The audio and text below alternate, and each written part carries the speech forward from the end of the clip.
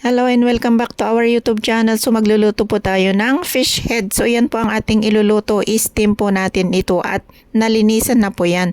So ito po ang ating ingredients. Salted bean peas, tapos ang ating spring onion, garlic, and then ginger.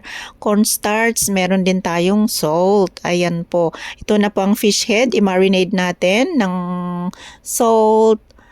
Lagyan natin ng cornstarch. Tapos, cornstarch uli. Ayan. Tapos, lagyan natin ng ng sugar. Tapos, yung ginger. Tapos, yung spring onion. Ayan. Yan po, ilagay natin yung spring onion na na-slice kanina. So mag-fry muna tayo ng ng garlic. I-fry natin yung garlic tapos ilagay natin yung salted bean peas. So ayan, i-fry na natin ang garlic. Yan. So ayan po, ilalagay na lang natin. Yan, i-mix natin. So hanggang yan, maging brown ng konti. Ayan, tapos ilalagay natin yung salted bean peas. Ayan po. I-fry natin ng konti.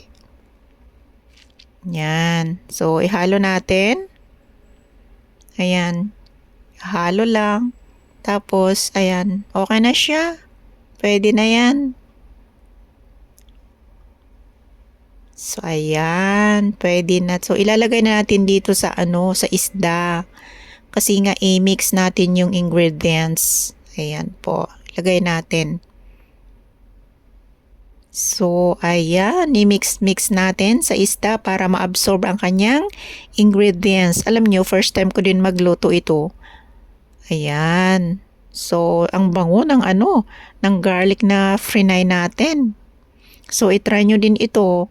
Alam nyo, yummy ito. So, ayan po, mix na ang ating ingredients. So, ayan, ready na siya. So, ililipat natin sa pang steamer na na plato. So, ayan, ilagay na po yung isda. Yan po. Yan, nakalimutan ko kasi yung gloves ko mas madali sana ilalagay yung may gloves. So, ayan, ready na po siya. So, steam natin ito ng 12 minutes. Ayan po. So, kumukulo na yung tubig. So, ready for steam na siya. Ayan. So, ayan. Pwede nyong tularan itong pag-steam ko. Alam nyo, napakayami ito. Kaya lang yung isda, napakamahal dito sa Hong Kong. Alam nyo yung bili ko niyan sa isang isda is $70. Yung iba pa nga, 85, 90 pa yung iba. Malaki na yung binili ko, 70. Ayan, isang siya, isang fish head. Ayan, lagay na natin yung yung chop na spring onion sa ibabaw. So, ayan na siya, luto na siya.